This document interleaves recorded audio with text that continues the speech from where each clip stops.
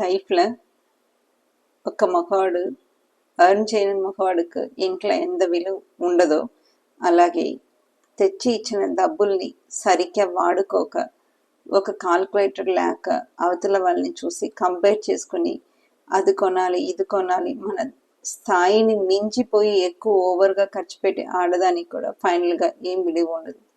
So మీరు తీసుకొచ్చిన బ్యాలెన్స్ని మీరు సరిగ్గా కూర్చుని నెల బడ్జెట్ చేసుకొని ఈ ఖర్చులో ఇందే బతకగలగాలి, ఇది లిమిట్, దీనికంటే నేను దాటనివ్వను, ఇది నా లిమిట్లో ఉంటే రేపు నాకు నా ఫ్యూచర్కు నా పిల్లలకు ఎంతో కొంత పనికి వస్తుందని అనుకుని ఫ్యూచర్ని దృష్టిలో పెట్టుకొని ఏదైనా వస్తువు కొనాలంటే ఒకటికి రెండుసారి ఆలోచించుకొని అది అవసరం అని అనిపిస్తే ఒక్కసారి అనిపించినా కూడా ఏమాత్రం కొనక ఎస్కేప్ అవ్వద్దు. అనవసరమైన వస్తువుల్ని ఎన్నిసారి కొనాలని అనుకున్నా కొనవద్దు. ఎందుకంటే అలా అనవసరంగా కొనుక్కున్న వస్తువుల వల్ల మీ లైఫ్లో అవసరమై కొనాల్సిన వస్తువుల్ని మిస్ చేయగలుగుతారు. అందువల్ల ఒక్కదానికి రెండుసారి ఖర్చు పెట్టినప్పుడు ఆలోచించండి, ఆలోచించి ఖర్చు పెట్టండి.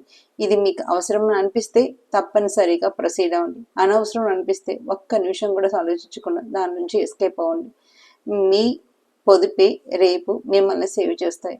సో ఎవరి దగ్గర అప్పు అడగొద్దు, ఎవరికి ఇవ్వవద్దు. రెండు లేకుండా మీ అందరికీ మీరు మిమ్మల్ని ఒక ప్లానర్తో, ఒక సేవింగ్తో, ఒక ఫైనాన్షియల్ డిసిప్లిన్గా పెంచుకొని ఫైనాన్షియల్ డిసిప్లిన్గా మీరు ఉండగలిగితే మీ పిల్లలకి అందుకంటే రోల్ మోడల్ ఎవ్వరు ఉండరు, ఏది ఉండదు.